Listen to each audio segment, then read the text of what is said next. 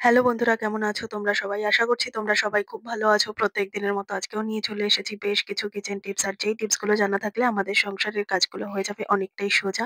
বেঁচে যাবে সময়, পরিশ্রম, মাসিক বেশ কিছুটা খরচও। আজকে সেই রকমই বেশ কিছু জানা অজানা টিপস তোমাদের সাথে শেয়ার করবো, যেগুলো দেখলে প্রত্যেক গৃহিণীর উপকার হবে। চলো তাহলে বেশি কথা না বাড়িয়ে ভিডিওটা শুরু করা যাক। বন্ধুরা, শীতকালে আমরা অনেকেই পা ফাটার সমস্যায় ভুগি। আর যেই কারণে পাটাকে ভালো করে পরিষ্কার করে নিয়ে তারপর ক্র্যাক ক্রিম বা যে কোনো ধরনের ক্রিম বা কোনো লোশন কিন্তু আমরা পায়ের এই গোড়ালিতে দিয়ে পাটা পরিষ্কার করে নিয়ে, যাতে পাটা সেই জায়গাটার ত্বকটা রুক্ষ শুষ্ক না হয়, খুব সফট থাকে আর পাটা খুব সহজে না ফাটে। এই কারণেই কিন্তু ক্র্যাক ক্রিম আমরা দিয়ে থাকি। তো ক্র্যাক ক্রিমটা বিশেষ করে আমরা রাতের বেলাতেই দিই।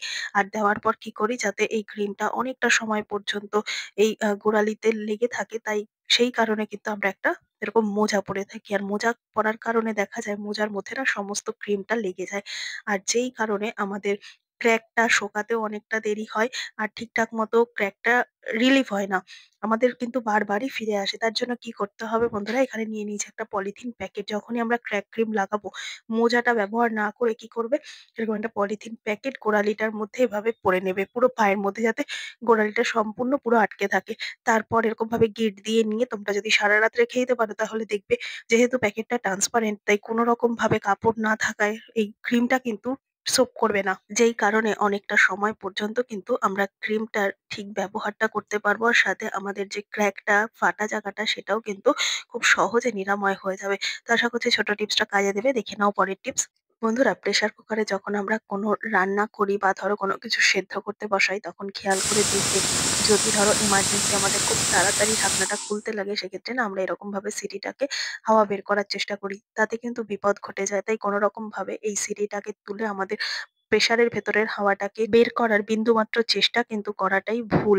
তার জন্য কি করতে হবে, খুব তাড়াতাড়ি যদি আমাদের ঢাকনাটা খুলতে লাগে, সেক্ষেত্রে নিয়ে নেবে প্রেসারের থেকে একটু বড় একটা এরকম থালা। আর যেই থালাটার কাঁধাটা একটু উঁচু থাকবে, এবার দরকার হলে একটু ফ্রিজের ঠান্ডা জল এই থালার মধ্যে ঢেলে দাও, বা নর্মাল এরকম জল একটুখানি দিয়ে দাও। এবার এই অবস্থায় গরম প্রেসারটাকে তোমরা 2 থেকে 3 মিনিট এই ঠান্ডা জলের ওপর বসিয়ে রাখো। তাতে কি হবে, প্রেসারটা নর্মাল টেম্পারেচারে খুব তাড়াতাড়ি ফিরে আসবে। আর ভেতরের ভাপটাও অনেকটা রিলিজ হয়ে যাবে। তারপর দেখো বন্ধুরা, কত সহজে ঢাকনাটা খুলে ফেললাম। আর এই জলটা না অটোমেটিক কিন্তু একদম গরম হয়ে যাবে, ফুটন্ত গরম জলের মতো। তো যদি এমার্জেন্সি পারপাস আমাদের ঢাকনাটা খুব ঝটপট খুলতে লাগে, এই টিপসটা কিন্তু করতেই পারো। টিপসটা ভালো লাগলে সবার সাথে শেয়ার করে দিও, যাতে প্রত্যেকের উপকারে আসে। চলো দেখে নাও পরের টিপস। এখানে আমি গরম দুধ নিয়ে নিয়েছি ফোটানো। এবার দেখো বন্ধুরা, একবার জাল দেওয়া দুধ অনেক সময় হয় ফ্রিজে তুলতে আমরা ভুলে যাই। ঘন্টার পর ঘন্টা এরকম ভাবে বাইরেই রেখে দিই। আর যখন ভুলে যাই, তারপর কিন্তু দেখা যায় অনেকটা ঘন্টা যদি এরকম বাইরে থেকে যায়, কিংবা কাঁচা দুধ অনেক সময় যদি এরকম বাটিতে ঢালার পর জাল দেবো করে রেখে দিই, তারপর দেখা গেল ভুলে গেলাম, সেক্ষেত্রে অনেক ঘন্টা যদি এরকম বাইরে রেখে দিই, দুধটা না কেটে যায়। এখন ঠান্ডার সময় বেশি অসুবিধা না হলেও গরমকালে কিন্তু এরকম সমস্যা হয়। তাই যদি এরকম কাঁচা দুধ বাটিতে ঢেলে রাখি, বা জাল দেওয়ার পর কি করবো, এরকম ভাবে দুটো এলাচ দুধের মধ্যে রেখে দেবো। তাতে কি হবে বলো তো বন্ধুরা, দুধটা না কাটতে দেবে না। অনেক টাইম পর্যন্ত, প্রায় ৮ থেকে ১০ ঘন্টা পর্যন্ত দুধটা ভালো থাকবে, হোক না সেই দুধ জাল দেওয়া কিংবা কাঁচা। এইভাবে তোমরা একবার রেখে দেখবে, নিশ্চিন্তে থাকতে পারবে। ছোট্ট টিপস ভালো লাগলে অবশ্যই সাথে থাকবে। দেখে নাও পরের টিপস। এখানে আমি একটা পরিষ্কার পাত্রের মধ্যে নিয়ে নিয়েছি একটুখানি হলুদ গুঁড়ো। প্রত্যেকদিন রান্নায় যে হলুদ আমরা খাই, সেই হলুদ ১ চামচ পরিমাণ নিলাম। আর এর মধ্যে দিয়ে দেবো একটুখানি কর্পূর, ঘরে থাকা ডেলা কর্পূর বা গুঁড়ো কর্পূর যেটাই থাকবে, সেটা ১ চিমটে পরিমাণ নেবে। আর নিয়ে নেবো একটুখানি আলুর খোসার রস। আলু যখন আমরা খোসা ছাড়াই, তখন এই খোসার মধ্যে বেশ খানিকটা রস থাকে। তো এই রসটাকে এরকম ভাবে হাতের সাহায্যে একটুখানি চিপে ২-৩ ড্রপ এরকম ভাবে আলুর রসটা নিয়ে নিলেই হবে। যদি দেখা যায় খোসাতে খুব একটা রস নেই, সেক্ষেত্রে একটুখানি আলু থেতো করে নিয়ে নেবে। আর নিয়ে নিলাম একটুখানি গোলাপ জল। এবার সমস্ত কিছুকে ভালো করে মিশিয়ে নেবো। ১ম এ ভালো করে মিশিয়ে নেওয়ার পর এরকম কিন্তু একটু দলা পাকানো ঝুরঝুরে টাইপের হবে। একেবারে ঝুরঝুরে না, তবে যেহেতু গোলাপ জল আর আলুর রসটা দেওয়া, তাই একটুখানি নরমাল হয়ে যাবে। তারপর কি করবে, একটুখানি জল নিয়ে এরকম হালকা করে একটু মিশিয়ে নেবে। সাথে সেমি সলিড একটা লিকুইড মতো তৈরি হবে। এবার এই মিশ্রণটা আমরা কোথায় কিভাবে ব্যবহার করব? শীতকালে বেশিরভাগ সময় আমাদের নকুনির সমস্যায় ভুগি। বাজার চলতি কোনো রকম ওষুধ থেকে শুরু করে বা ডাক্তার দেখানোর কোনো রকম দরকার নেই বন্ধুরা। নখের কোনাটাকে ভালো করে পরিষ্কার করে নিয়ে গরম জলে বেশ কিছুটা সময় একটুখানি ভিজিয়ে রাখবে। যাতে ব্যথা বা এর মধ্যে যে পাস পারমিশনটা আছে, সেটা যেন নরম হয়। তো তারপর কি করবে, এই যে সলিউশনটা বানিয়ে রেখেছি, এটা এরকমভাবে মোটা করে আঙুলের মধ্যে দিয়ে ৩ থেকে ৪ ঘন্টা রেখে দেবে। তাতেই এক রাতে নখকুনি গায়েব হয়ে যাবে। যেরকম ব্যথা কমে যাবে, সাথে কিন্তু দেখা যাবে যে আমাদের নখের মধ্যে যে পাসটা ছিল সেটাও বেরিয়ে আসার জন্য অনেকটাই নরম হয়ে যাবে। সাথে আমরা অনেকটা রিলিফ পাবো। ছোট্ট টিপস ভালো লাগলে অবশ্যই সবার সাথে শেয়ার করো। দেখে নাও পরের টিপস। গরমকালের তুলনায় শীতকাল কিন্তু ভীষণভাবে ঘরবাড়ি নোংরা হয়। যেমন ধুলো তেমন ময়লা। কোথা থেকে যে এত ধুলো আসে বোঝার উপায় থাকে না। যেকোনো ধরনের কাঠের ফার্নিচার, মেঝে থেকে শুরু করে আয়না, কাঁচ সমস্ত জায়গাতে যেন প্রত্যেকদিন মুছে ধুলো ঝেড়ে পরিষ্কার করে রাখলেও ভীষণ পরিমাণে ধুলো একেবারে তৈরি হয়ে যায়। আর যেই জায়গাগুলো আমরা ভালো করে মোছামুছি করলেও হয়তো ঠিকঠাক মতো পরিষ্কার করতে পারি না। আর শীতকালে বেশি জল ঘেঁটেও আমরা ঠিকঠাক মতো পরিষ্কার করতে পারি না জল দিয়ে ভালো করে মুছে মাঝে। তাই কি করব, দারুণ একটা আইডিয়া তোমাদের সাথে শেয়ার করব।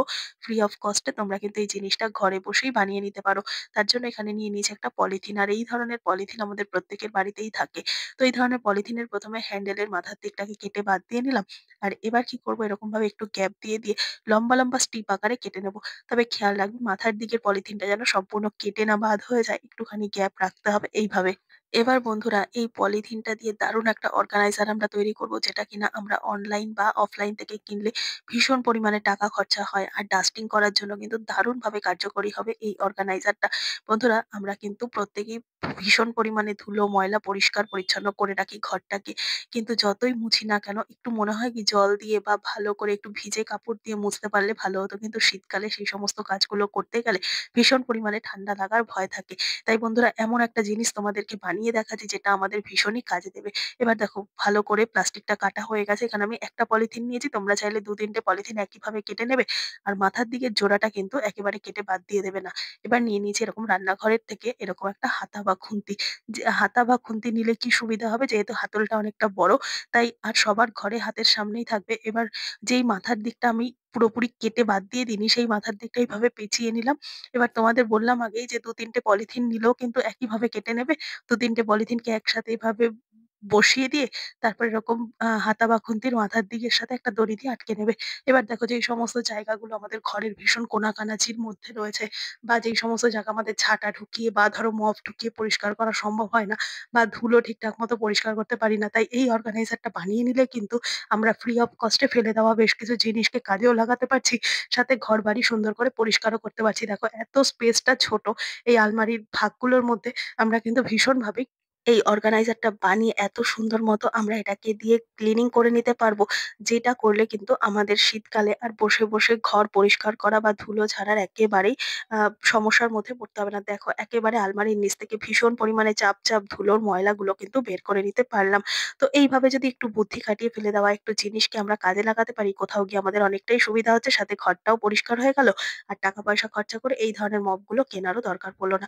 আশা করছি আজকের সমস্ত টিপস কাজে দেবে। ভালো লেগে থাকলে লাইক, কমেন্ট, শেয়ার করে পাশে থাকবে। ভিডিওটা কে কোথা থেকে দেখছো কমেন্ট করে জানাতে ভুলবে না। দেখা হবে আবারও অন্য কোনো ভিডিওর সঙ্গে। ধন্যবাদ।